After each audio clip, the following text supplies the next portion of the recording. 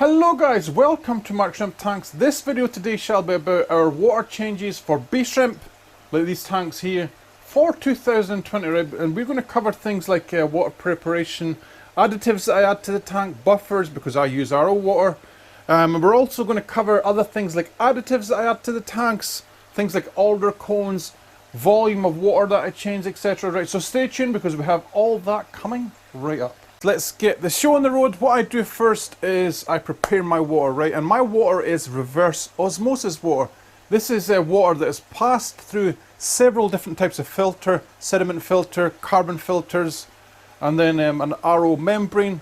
These filters remove chemicals, they also remove minerals, and then it all goes into this bucket here. Mine specifically, guys, in case you want to know, is an RO DI unit.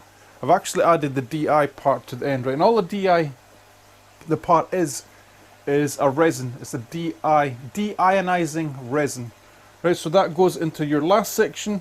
Mine goes into this tub here, and that gives me water that has 0 TDS, right? TDS means total dissolved solids. It's very important when we do water changes that if you're doing bee shrimp specifically, you'll have way more success if you use reverse osmosis water, right? Because you're able to make the water to the shrimp specifications. It makes things so much easier, right? If you use tap water, you're basically guessing on whether your shrimp will be adaptable to the conditions. All right, so let's get over here and have a look. All right, guys, let me get down here, show you my beautiful face as we talk about this little reverse osmosis unit. Water reservoir that I have here, this is a tub that's made for wine making, beer making, right? So the reason I got this is because I know for sure this is going to be shrimp safe. It is a food grade plastic.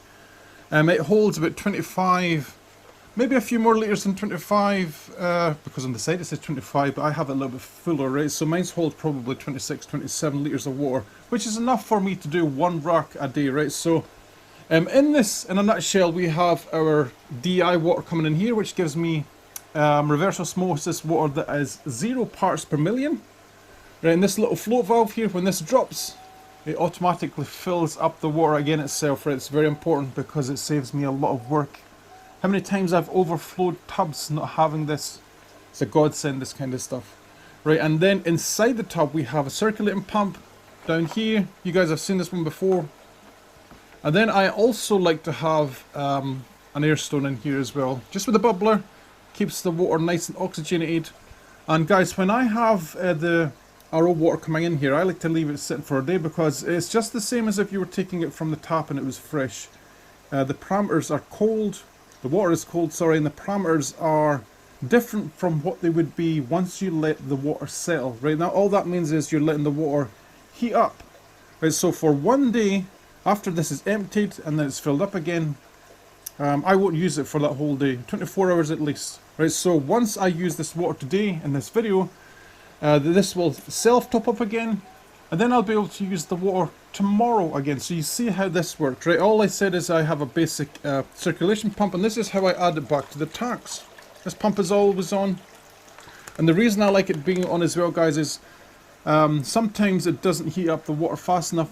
With that little pump in there, it gives off enough heat for it to heat the water up to the temperature of the tanks, basically. Okay, so there is our reverse osmosis water setup.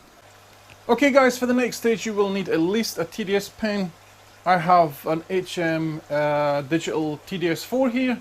This is something I recommend you get. Get something that is not a fake version. Very important because the fake ones can be off by quite a lot. The reading can be off. So make sure when you buy stuff like this that you also buy the calibration fluid that HM Digital also sell. Right, because that will be made in a laboratory to a specific TDS that then you can calibrate this with a tiny little screw hole in the back and you will have perfect readings every time. Very important that you do this, guys, because I have bought the fake ones before and they have been a lot off, right? So I think the last one I bought was something like 50 parts per million off, which is like a third of the water's parameters wrong, basically, in some of the tanks, right? So get yourself a good TDS pen like this, and with reverse osmosis water, guys, this is essential. but you will also need a buffer that is specific to the type of shrimp that you keep, right? So I'm saying specific to the type of shrimp you keep. I have a Salty B GH Plus for my Caridina tanks. I also have the other one from the other maker called Salty Mineral, which is a GH/KH powder that goes into my Neocaridina tank. So these are different parameters for different types of shrimp. I also have one that is for Siloaceous shrimp, so there's another one, another good example, right? So this is the great thing with the reverse osmosis water. I can make my water specifically to the shrimp's needs, which is very, very important. Okay, let's get on to us adding this into the reverse osmosis bucket. Alright guys, so the way I like to do it here is I've written the TDS I need on my tub. On the top I do this for all my minerals, and then what I do, guys, is I add 1 spoon. Over time you will eventually get to know how many spoons you need to add to your tub, right? So I think in my case, right, I need to add 1 level teaspoon like this little thing, like this, and I think it's 1.5, right? But just to be on the safe side, what I always do is I add 1, and then I measure the TDS to know how much I need to add for the second spoon, right? It's something you should do as well. Okay, so let's go over here to where our bubbles are, because this is probably where the most flow is. Oh, and we go. And what I like to do, guys, is I like to give it a stir, right? And I always have this PVC rod in here as well. Right, and this PVC rod is dual purpose because I can actually feed my shrimp specifically to spots in the tanks with this PVC rod, right? So that's why I have it in here. I give it a little stir, and it gives us 68 parts per million. I tested this water before I started filming right there, and it was 0.01 parts per million. You can see here. Make sure your TDS pen is calibrated as well. So our next scoop, right, has to be just under a full scoop. Just under a full scoop, right, and that should give us our perfect number, which in this case is around about 130. Right, so that's about there, and it goes. Don't drop your stuff in the container because that'd be kind of an expensive waste. And then give it a stir with your rod, because it will flow, right? And I just like to count up to 30 in my head. 1, 2, 3, 4, 5, 6, 7, 8, 9, 10, 11, 12, 13, 14, 15, 16, 17, 18, 19, 20, 21, 22, 23, 24, 25, 26, 27, 28, 29, 30. Right, and it dissolves pretty fast, this stuff, right? So take your TDS pen, again, stick it in the water. This happens to be bang on the number we need. 128, you could probably just see it, 129. Right, what does it say on our lid for our desired TDS? 128, right, so it's almost spot on. So that is our water done. As I said, this water has been aged for quite a few days actually. So now that our water is ready, we need to start the next part of the process, and that is to remove the water from the tanks, right? Let's get on with that now. Okay guys, before we get onto the water change part, let me share a little tip with you guys for making sure that you don't suck up baby shrimp, right? It's as simple as this. Get yourself a pair of pantyhose, pre-boil these in a pot before you use them, because you would be surprised at the amount of dye that comes out of this stuff. Right, and the reason we use pantyhose as well is because the holes in it are tiny. You probably can't even see through this. Right, so get yourself a pair of pantyhose, get the end, I've used this several times in different things. Get the end like this, tie a knot on it. Doesn't have to be fancy. And just to keep it tidy, guys, I'm going to cut above the knot, right? So we have a pair of pantyhose like this, right? So we're going to use this part here as a cover for intake on our siphon hose. This is just if you don't have another way of doing this. It's a simple way to do it. You can use this over and over. It is very shrimp safe. Turn it inside out because then it looks even prettier. Grab your piece of hosing, your piece of tubing. This is just a demonstration piece. Cover the end like so. It's always much easier to do when you're not on the camera, guys. Always, right? Pull it down like this, and you can see on the end, right? What you're looking for here, guys, is something that is a very tight, small knit, right? And what I mean by that is you don't want this like super stretched, big enough that baby shrimp can get through, right?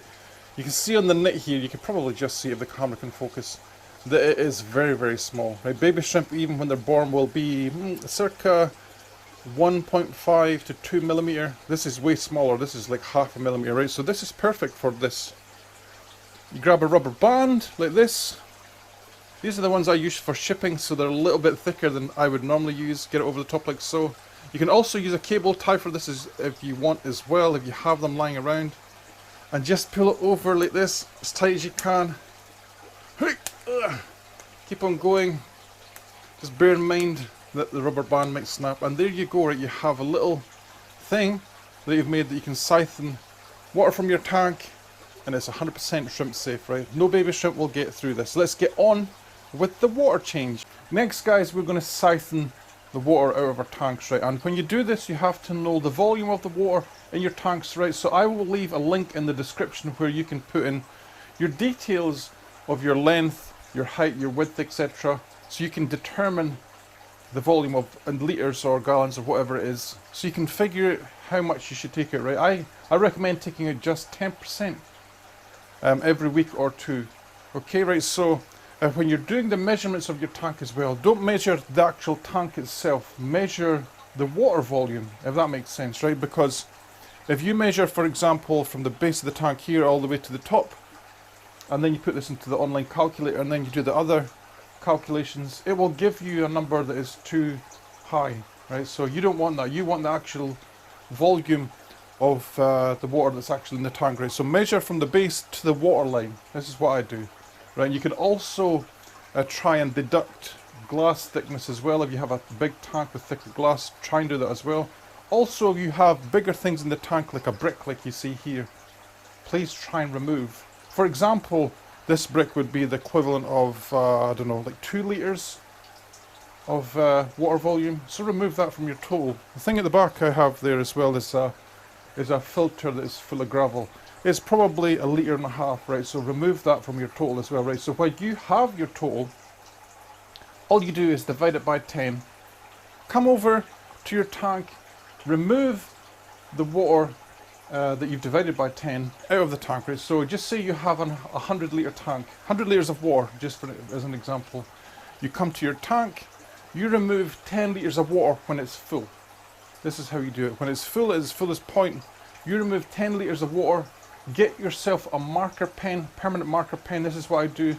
Mark it somewhere on the side. If you have a clear glass tank, do it on the side because it looks better. I don't really care that I put marks on my tanks because I just love breeding shrimp. I don't really care how it looks. So what I do is I've actually marked it on the side. You could probably just see that here, right? So I used to do it 25%, which was way down here, and you can see over the years I've reduced it until we found this magic number, which is 10%. The great thing is though, guys, is 10% has always been there. If you look at other people's posts, magazines, all that kind of good stuff, you will see people have always done, professionals that I know have done 10% every week or two, and they've had lots of success, right? So there's no real secrets in shrimp keeping. The information is all there, you just have to find it. Alright, so once you take out your 10%, you then add back in your good, fresh, clean water. And it's also worth noting, guys, that when you do this, look at the water movement in your tank. If the water movement has slowed right down, it would be a good time to change some of your sponge filters. Just take them out, turn off the filter, take them out, give them a squeeze in the water that you've taken from the tank, and you should be good to go, right? So what I'm going to do next, guys, is I'm going to remove 10% water in each of these tanks. I'm going to do this one and these 3 because that's quite an important part as well when you do this, is you have to figure out your volumes and the amount of water that you need to take out, plus evaporation, right? Because a lot of people don't do this. They don't count in the evaporation, and what happens is when you remove the amount of water from your tanks, when you go to fill it back up again, you haven't counted for evaporation and your tank ends up being too low. Right, so count in evaporation as well when you do this. I know for sure I can do 10 litres, 5 litres, 5 litres and 5 litres, and that gives me roughly about 25 litres of water. And our container holds probably about 28 litres of water, right? So I'm counting for evaporation. Through the week, if any of you guys want to know this as well, I top up these tanks with pure reverse osmosis water. Right, so once this is emptied, it will fill up again itself. over like the next few days, I'll come back in here, see, oh, this tank is a little bit empty. Just grab the hose, fill it up, and that is all I do, right? So I'm not going to bore you with me standing here removing the water individually from the tank. I'll probably just speed this part up. We're going to do this tank first, and then these 3 ones, and then when I add the water back in, I'll start with the small ones and then finish with the large ones. And the reason I do that, guys, is because the small tanks can overflow if you forget that you're doing it, right? I often do. If you forget you're doing it, they can often overflow. So I always do the small ones first and then the large one, because by the time it comes around for me finishing the large one, the water's almost finished anyway and it can't possibly overflow, right? So try and think out your methodology of the way you're going to do your water changes. Okay, let's get on with it.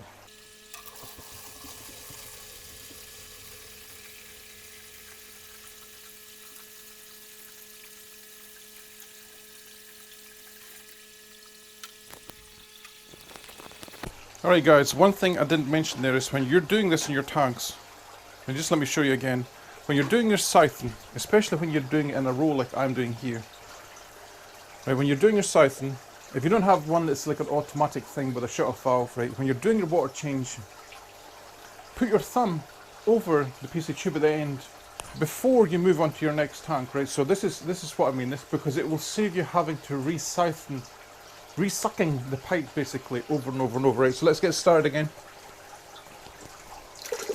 Right, put your finger over the end like this, so there's no water coming out. Just give this a gentle shuggle like this, no more water can come out, and you can go onto your next tank like this. You see it?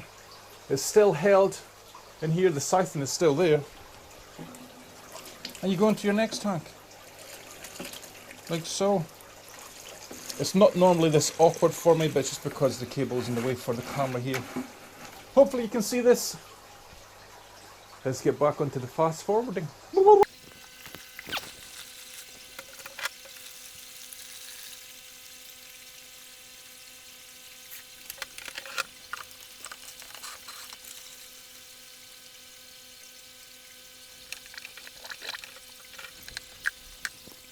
Next, guys, we start to add back our water, like this. And you go, and our water will flow. Within a few minutes, this will be filled up again.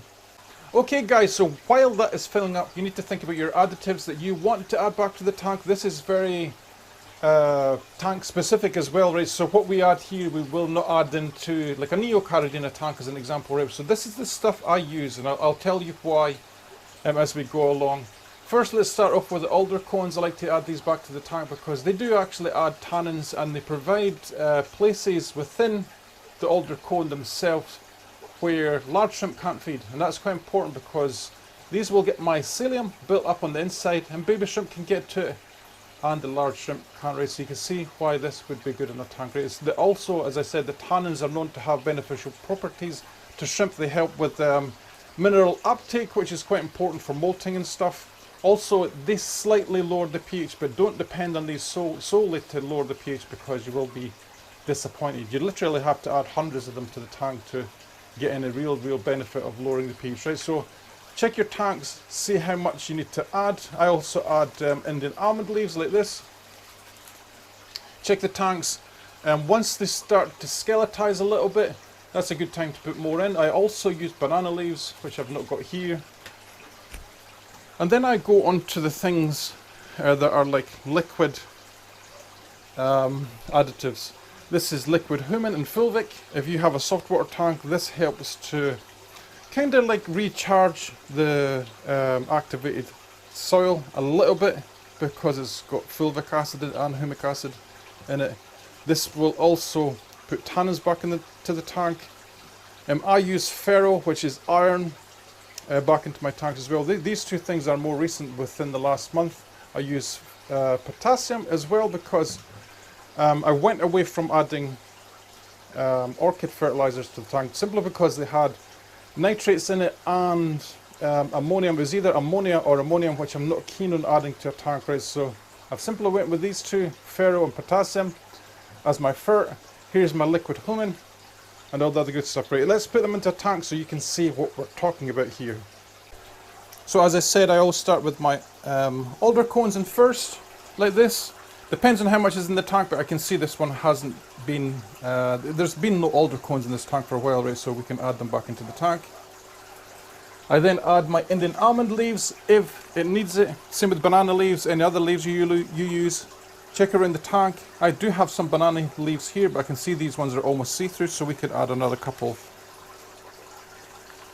of these beauties here back into the tank, right? And these guys will sink eventually themselves, right? So get yourself some almond leaves. Liquid humin, fulvic, like this. I only add 1 drop per litre back into the tank, right guys? And I do the same with my fertilizers. Only 1 drop per litre, right? So up we go like this. Simply drip it back in. Hopefully you can see that. 1, 2, 3, 4, 5, 6, 7, 8, 9, 10, a bit more, 11. And that is my humic and fulvic content added back in. I might also do potash, potassium, which is actually potash. I said the wrong thing, but it's the correct thing. Wrong thing, but correct. And again, I do this. Get yourself a little pipette. Put it in, squeeze the little bulb all the way back up to the top, and there is your amount. I, of course, guys, would do more than 1 tank at a time when I'm doing this race. So up to the top we go. Let me see, can you even see my hand? Maybe you can just see it up here somewhere. 1, 2, 3, 4, 5, 6, 7, 8, 9, 10. I'm very aware that you can overdose with the potassium, so that is why I'm adding that amount. It's just easier for me to remember if everything is roughly the same. Let me quickly change this tank over before it overflows. Onto the next tank. Then I add ferro, which is iron. As I meant to say in the beginning, guys, make sure you always give your stuff a gentle shake like this before you use it, just to make sure it's all mixed well. And then I add the same again, 10 drops of this. Iron, I don't believe you can overdose. 1 drip per litre back into the tank. 2, 3, 4, 5, 6, 7, 8, 9, 10. Right, when you do this, guys, as well, right, I've been made aware that plants in particular will uptake minerals better in the middle of their day, right? So don't do this at the start of the day, because the plants just won't be ready to uptake the minerals the way that you think they will, right? So try and do it when it's like if you were using CO2. I don't use CO2 specifically in my tank, right? But you guys will know, right? If you add CO2, there will be a point in the day when the plants start to pearl, and this is when it's a good time to add your fertilizers and stuff. Well, we're almost done, guys. Our water changes are done. We've added our nutrients back to the tanks. Our tanks are looking good. All our leaves are in there. Our glass is clean. So that finally leaves us to say, if you're new to the channel, then please do subscribe. Smash that like button. If you have any comments, then please ask in the comments section below. If you have any questions even, that would be even better. And I'll catch you in the next one. Happy shrimp keeping, shrimp farm. Whoop.